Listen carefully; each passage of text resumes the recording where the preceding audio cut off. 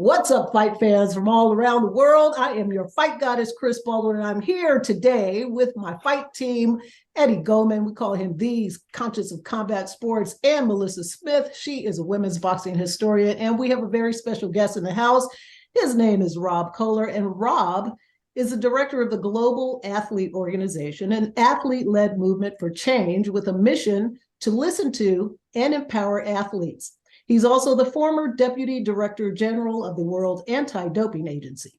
He, along with his team at Global Athlete, work to give voice to athletes in sports governance while advocating for the rights of athletes, clean sports, and fair play around the world. Welcome to the show, Rob.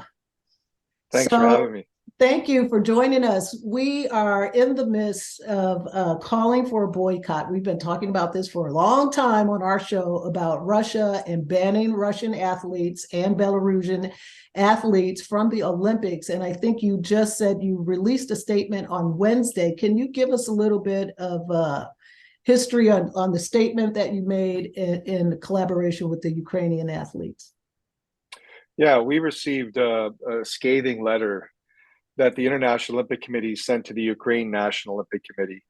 And the letter, to summarize, basically said that Russia was going to be allowed back as neutrals, given the mandate of the Olympic movement. But if Ukraine decided to boycott those games, the IOC would suspend them. So basically, they opened the doors to Ukraine and shut the doors and threatened, opened the doors for Russia and threatened Ukraine. If they boycott, they will be out. I mean, so out of touch. And we reached out to the Ukrainian athletes, shared the letter with them.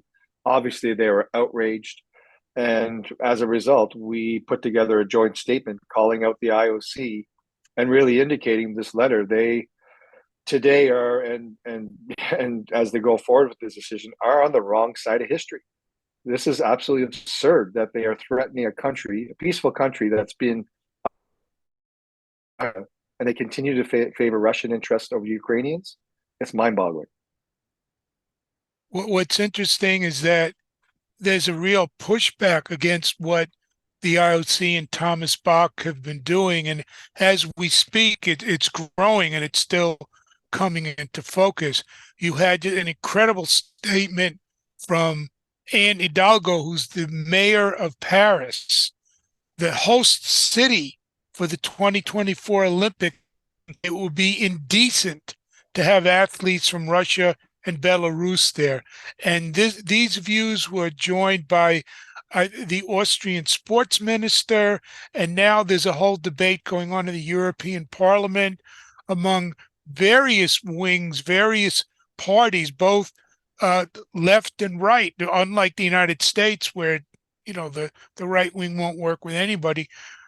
That's good. That's basically trying to work out some type of ban of Russia and Belarus. And the idea of the IOC of calling them neutrals and giving them white uniforms. Can you imagine you're watching the Olympics on TV and you see the white uniforms come on compared to the other ones that are all colorful? You don't know immediately who they are. It's utterly preposterous and absurd what they're doing. And what are the announcers going to say? This is the neutral athlete, but where are they going to say they're from?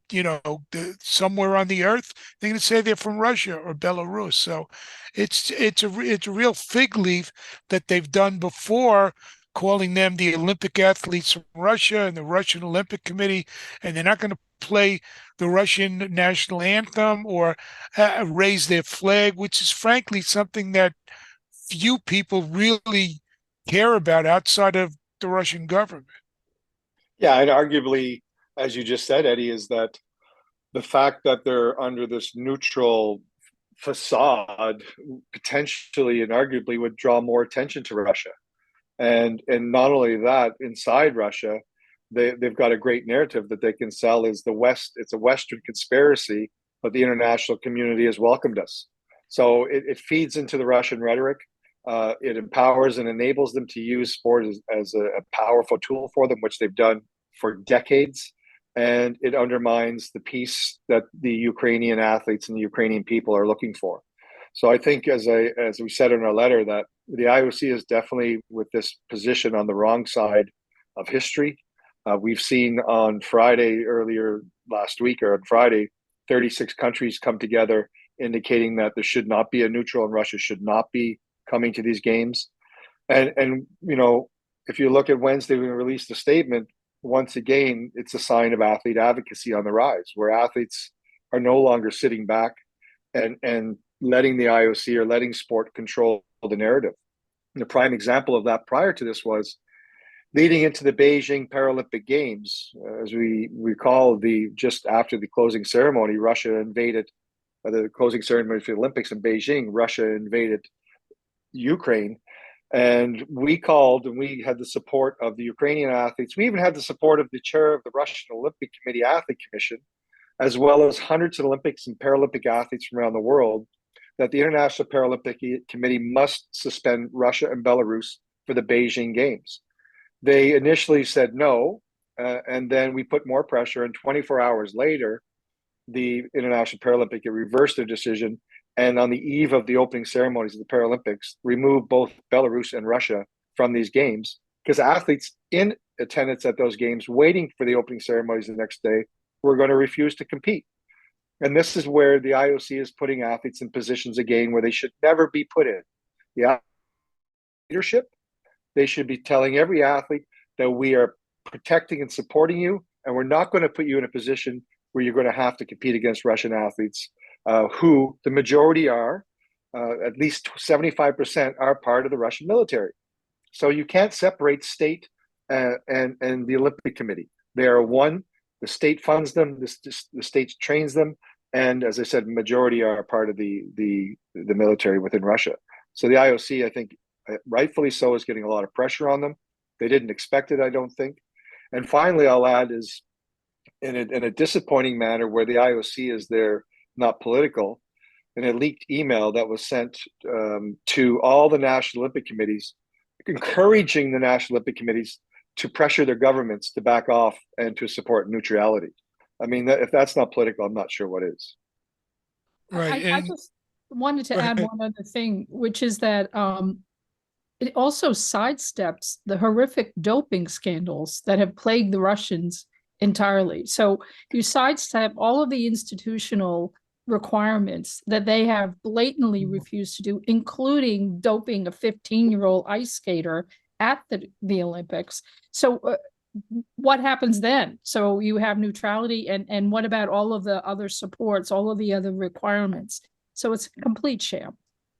Yeah, and we saw these two special rapporteurs come out and say it was a breach of human rights. Well, people have to look at history, and where were those rapporteurs when the Russian anti-doping scandal happened, when the World Athletics, at the time the IAAF, suspended Russia from the Olympics in Rio. The Paralympics suspended Russia in Rio, the Rio Olympic Games. As I said, the Paralympics suspended Russia and Belarus. Where were they when that was going on? So it seems very suspicious that all of a sudden two people show up and are adamantly defending online their position, and it's aligned with the IOC. I wouldn't be surprised if those two people have full accreditation for the Paris Olympic Games. Right. And the people that are showing leadership in this, which you mentioned, are really the leaders in Ukraine. Many people, sporting people.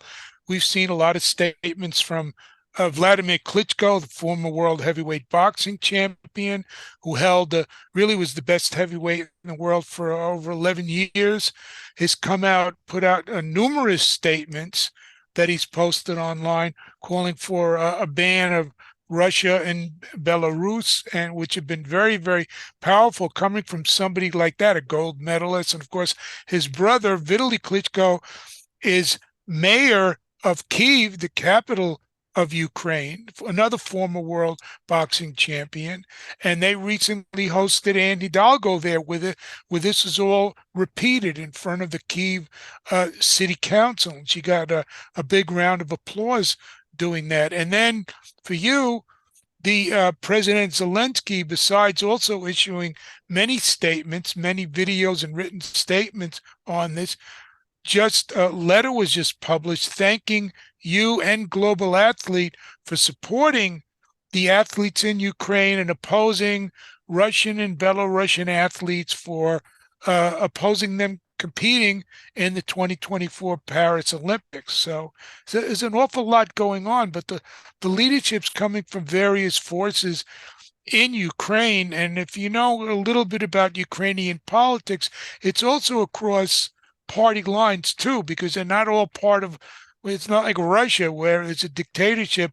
There are different trends and different political parties in Ukraine, but they're generally all coming together on this and providing leadership. So it's an awful lot. And I think the IOC is in an untenable situation that they're losers no matter what happens. Well, I mean, I don't think they are losers no matter what happens. I think they're losers if they are favoring one state over the 205 other national Olympic committees going to these games. I mean, the price that the Ukrainian people and athletes that have paid is nothing in comparison for the Russians to sit out Olympic Games. They have endured thousands and thousands of children and adults that have been killed. Their sport facilities have been totally demolished. I mean, the raging war hasn't stopped. And I'm sorry, I mean, we are an athlete advocacy organization. We support athletes. And of course, it's always difficult to say athletes shouldn't compete. But this situation is unique, it's different. And it's time to stand up to Russia, as I said before, who uses sport as state propaganda and as a geopolitical force, to stand up to them and show that the IOC is willing to favor the 205 National Olympic Committees are there to have a peaceful celebration, bringing the people that are not invading Ukraine. So it'd be 204 because of Belarus also should be suspended. And it's time for them to step up. And it's mind-boggling to everyone I speak to. The athletes, we speak to thousands of athletes, they simply can't understand why the IOC continues to hold this position, because sport is not transcending bringing the world together in a single peaceful environment 2 weeks. Peace is about 365 days a year, not 2 weeks of the year. And if you do it and say it's about 2 weeks of the year, it's a big facade that is undermining everything we want to see in global community and a peaceful world.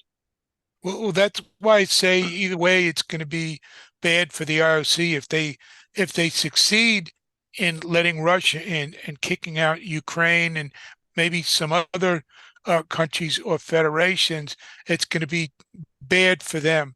But if they relent at this point and Russia goes on and organizes its own events or whatever, they're going to have backed down and have taken a bad position and lose face for that either way. But it looks like they're going to fight this to the end, because you just had today that the Olympic Council of Asia, I think it was today, announced that they're inviting the Russian gymnastics and wrestling federations to compete in their events. Those are official Olympic events, and particularly the Russian Wrestling Federation, and I've discussed this a lot, is headed by Mikhail Mamashvili, a guy who is not allowed to come into the United States. And this has been long before the invasion of Ukraine. This has been for over 2 decades. He wasn't allowed in the U.S. in 2003 when they held the Freestyle World Championships in Madison Square Garden.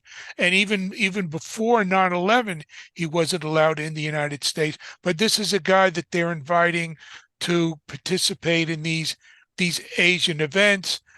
And it looks like they're doubling down. And there's a real confrontation on this. I don't see that there's going to be any kind of easy solution to this that doesn't really hurt the IOC, which wouldn't surprise me and wouldn't necessarily be a bad thing if we move on beyond the kind of leadership that Bach has given us all this time. Yeah, and once again, I mean, this is the laughable, the sadly laughable thing about this whole thing is that, you know, the IOC has structured their Olympics or their committees in 5 continents. 4 because Oceania, often some sports joins Asia. But the fact that they now unilaterally changed the rules and say Russia can now qualify under Asia, it's laughable in terms of how they're usually compete under the European Olympic Committee and in Europe, and then all of a sudden it's not convenient for them, so they allow them to go into Asia. I mean, it's if it was corporate governance was being tested, they would get an F for corporate governance and keeping to their structures and their charters. Yeah, Now, Bach sounds what can we corrupted. do about this? Well, Eddie, again, it's there's a lot of people that don't understand the intricacies that are happening and don't understand the geopolitics that happen in sport. There's a lot of people that also say, you know what, I don't want to hear about it. I just want to sit in front of the TV and watch sport, and I don't want to think about what's happening outside. And I think we're hearing more and more the word sport washing. And the more sporting organizations engage in sport washing to try to clean an image of a country, I think more people are going to turn away, because you can only accept so much of it for so long. And that's where I think advocacy, exposing the truth, speaking, bringing truth to power.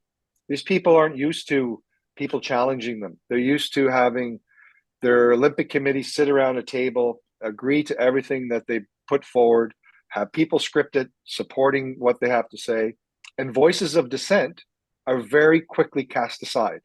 And that's not anecdotal. So if you take Richard Pound, who was the most senior IOC member from Canada or within the International Olympic Committee from Canada, leading up to the Pyeongchang Olympic Games, he challenged at the session the IOC for their lack of consequences towards Russia for institutionalized doping. Or late last year, or early this year, Richard Pound came out with a statement saying when he did that, he had severe retribution from the IOC, where they removed him from commissions, they sidelined him.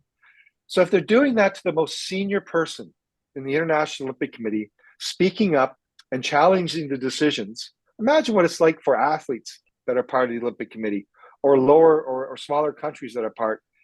They're afraid to speak up because they've created this toxic environment where retribution is real. And as I said, we've seen it in the past. And they get to walk their own path without anyone challenging them. And that's why we need the outside world to take a look at how this is being run, because this is not private money. The governments are funding the majority of sport worldwide.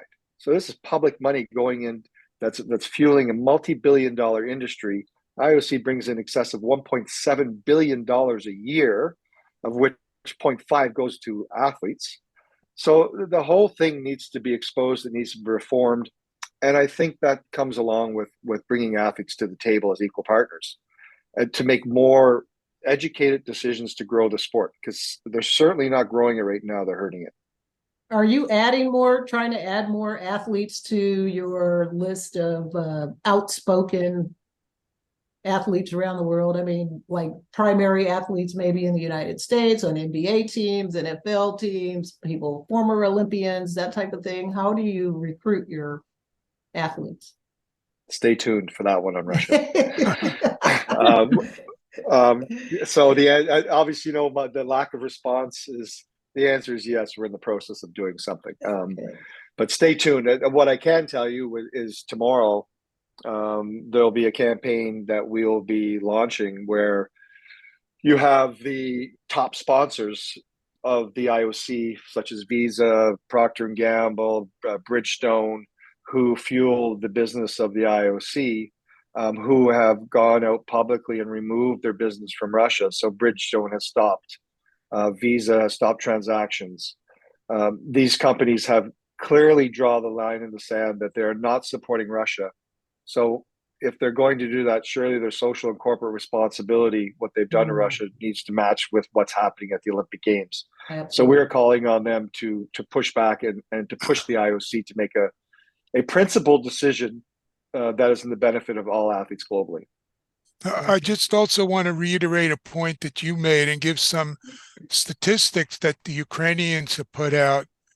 There have been over 220 Ukrainian athletes and coaches killed in the war, and over 350 sporting facilities have been damaged or destroyed. 40,000 athletes have been forced to move abroad, and 140,000 young athletes no longer have an opportunity to train. In addition, in the Tokyo Olympics, which were held in 2021, Russia won 71 medals. 45 of them alone were from athletes who were from the Central Sports Club of the Russian Army, CSKA. In addition, there are many others that are part of law enforcement and the military. And so when you're dealing with this, you're not just dealing with just any old athletes. This is completely integrated with the Russian state and the Russian military. To really make that distinction would be impossible. It's virtually one and the same thing. Yeah, and the letter that, I mean, on Friday last week, we received the letter from President Zelensky, and one was a little bit of a shock, but the recognition and the recognizing the sport with the Ukrainian athletes, but it was also an eye opener because those are the statistics he put in the letter, and it was heartbreaking. And you know, Eddie, I'll add on to that is the president of the Russian National Olympic Committee last year publicly stated that he supported and welcomed all Russian athletes to fight in the war against Ukraine. I mean, come on, guys! Like, if it's not out there publicly and they're publicly supporting the war, the head of the National Olympic Committee, tell me how we can have these athletes in this Olympic Committee at these games. It doesn't make sense. You know, when they had the neutral athletes, quote unquote, in Pyeongchang and officials were banned, I can tell you I was at those games and there was many officials from Russia sitting at the gold medal hockey game when Russia won. The anthem was banned, but yet the Russian hockey players stood on the blue line and sang the national anthem. That was a breach of the Olympic of the neutrality. And what did the IOC do? Nothing. They brought the Russians back weeks back to competition after that. So again, you don't have to look at one single event. It's time and time again that the IOC has favored Russia and given them a free pass and a get out of jail free for undermining the integrity of clean sport, undermining every single clean athlete in Sochi, and manipulating purposely doping results to win medal, to be at top of the medal standings in Sochi. And now they invade Ukraine and they have the similar reaction. I mean, come on, guys, get with reality here. Wake up and smell the coffee. It's time to take principled decision and support every other athlete, not just one nation. And this whole scheme of saying, Bach saying, well, they'll bring in athletes who are not in favor of the war is completely ridiculous and unworkable. I give an example in wrestling. Ukraine issued a list of sanctioned athletes from Russia. Included in that, and I'm obviously more familiar with wrestling and boxing than the other sports. Included in that is Abdul Rashid Sudalayev. And people in wrestling know he is considered to be the best freestyle wrestler in the world. Currently, two-time Olympic gold medalist, several world championships, and he's 26 years old. So, and he's only going to be 28 at the time of the Paris Olympics. So here's a guy who's very likely going to be eligible and old enough to compete just from a sporting standpoint. And he's openly supported the war enough that he was sanctioned by Ukraine. What are they going to say to Russia? What are they going to say? You can bring your other members of the team, but not him. That come on. And how are you going to know who's in favor of the war and who's opposed to it when it's illegal? You can go to prison for several years for opposing the war in Russia. It's just utterly ridiculous. Exactly. So that's the point here, Eddie, is that the IOC is now putting Russian athletes at danger in their own country, that you're allowed to attend if you don't support the war, and that's against the law in Russia, so you're going to end up in jail. I mean, this whole thing is just outrageously out of scope and out of touch. They're calling on athletes that don't support the war, and they're going to end up in jail because that's against the law in Russia. I mean, it makes no sense. So again, I think we're seeing a little bit of a farcical facade happening here. And you recall, I'll go back to Pyeongchang. In December 2017, Russia, the IOC announced Russia is going to be banned from the Pyeongchang Olympic Games in February 2018, followed by a statement in January saying that, oh, we're going to let them compete as Olympic athletes in Russia, but there's going to be a strict a strict overview of their anti-doping tests and anti-doping records, only to see 400 Olympic athletes of Russia at the games in Pyeongchang. I mean, it's a full team. So what type of it's a facade, it's a communication thing to hope people buy into it, and then at the last minute the doors open, and I wouldn't be surprised if this white uniform turns into a white uniform with WAAR on it, Olympic Athletes of Russia. But even white uniform is not acceptable. Russia needs a timeout. And even Richard Pound for the anti-doping said Russia needs a timeout. And I think that Russia does need a timeout from the Olympic movement.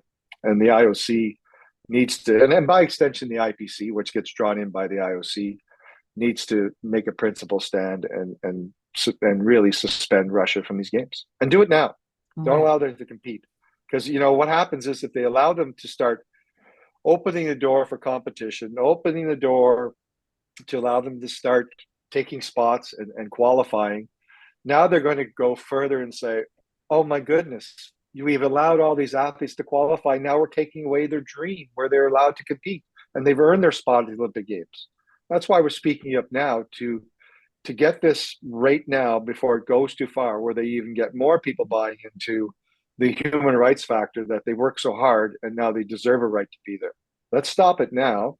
And until Russia leaves Ukraine, then I think we leave the Russians out of the games. Right. And we call for a ban of, I think there should be like you said, a campaign for all American athletes or athletes in these countries who are against Russia and Belarus competing to stand together. I mean, that's how I see it. Boycott the Olympics. Well, let's do it. Yeah, I mean, boy. So this is where again we talk about like shame on the IOC for pushing athletes in that position. Mm-hmm. So you're going to have athletes going to be having decision whether they're going to boycott. A lot of them, most athletes only get to attend one games, and now we're going to let them have to decide where they want to go and support competing against Russia. So now they put every athlete from the 206 national or 204, and because Russia and Belarus are being there, and having to go and make that decision. That is weak leadership. Not only that, but it causes problems in their own national organizations. Some of which, like the United States, has said, we support the neutrals, right? So the United States government has taken the position that we'll support having, Russian athletes and Belarusian athletes if they're not competing under the flag. Wow. So there you are, you're an American athlete, you're in one or another of these Olympic organizations. This is your time. You want to compete in 24. And what do?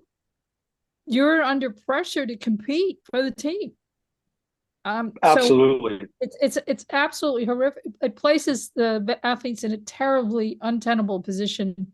And, in places where there isn't a lot of money for athletes in the way that athletes are supported in Russia or China. In the United States, a lot of athletes get GoFundMe pages and, they're self-sustaining in the sense of their ability to find money to support the 4 years of competitions that they have to apply to be able to compete in the Olympics. They're not getting, condos and everything else. They're paying for it themselves. And now their one shot at this was being hamstrung, and their ability to compete and to be supported by the team network comes into play if they're saying, but I don't want to compete against a Russian athlete. Terrible situation. Totally agree. All right, folks. Well, Eddie, you want to finish up here? Just quickly, if you're going to put out a joint statement or something around this, I'll certainly be willing to sign it publicly. Absolutely. Appreciate that, guys, and really thank you for having us on and giving athletes a voice.